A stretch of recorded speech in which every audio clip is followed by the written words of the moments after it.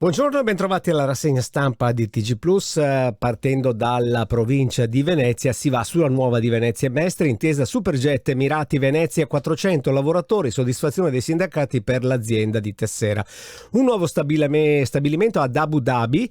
Buone prospettive future, era importante sostituire la compagnia russa. Nella fotonotizia vedete il tunisino con la moglie, il tunisino suicida dopo l'arresto, ma la moglie adesso dice denuncio il carcere, quindi questa è una faccenda che va avanti abbastanza spinosa. Brugnaro invece contro i ciclisti, bici a mano in via Poerio, sarebbe da sentire Brugnaro. Nei nostri approfondimenti di oggi daremo la caccia anche lui. Sfruttamento del lavoro nei guai, vertici di Fincantieri, interventi in ritardo, il porto viene bacchettato, incendio in una villetta, 92enne salva 3 ragazzi, grandioso questo anziano. Su Gazzettino, il Veneto invecchia, se invecchia così invecchia bene, case di riposo senza posti, però questo è il grosso problema, e ansia per il Papa, notizia di carattere nazionale, però sta bene, Francesco operato all'addome per terrore chirurgo, è andato tutto ok, non ha altre patologie e dirà grazie fratelli.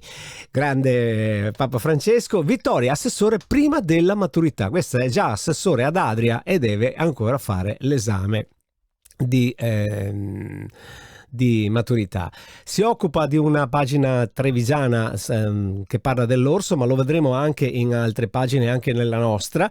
Agenti e torture, 2 le inchieste invece. Batte il Corriere del Veneto su questa faccenda che ieri ha destato parecchia polvere, anche l'intervista che abbiamo fatto a Flavio Tosi direttamente dai banchi del Parlamento, e lì c'è anche un certo Crisanti, Covid alla linea Crisanti bocciata al processo di Bergamo, poi vedremo se riusciremo a sentire anche lui. Dolomiti, 7 crolli in 3 anni, il cambio del clima ha un ruolo e il suicidio in cella, vogliamo giustizia, ne abbiamo parlato veramente poco fa. Un'occhiatina la diamo veloce anche alle pagine, questa è la pagina veneziana, ma vedete che le notizie sono un po' quelle che si ripetono. Andiamo a vedere magari la pagina veneta così per dare una scorsa. Vedete c'è l'orso, c'è la faccenda di Mogliano, arrivano i 12 milioni di euro per la nuova questura, da Padova a Parigi in bicicletta, le 2 nuove lauree in ingegneria dell'informazione dell'Università di Padova, aggiunge 2 lauree innovative alla sua offerta formativa disponibile dal prossimo anno accademico, insomma con 2 nuovi corsi. E poi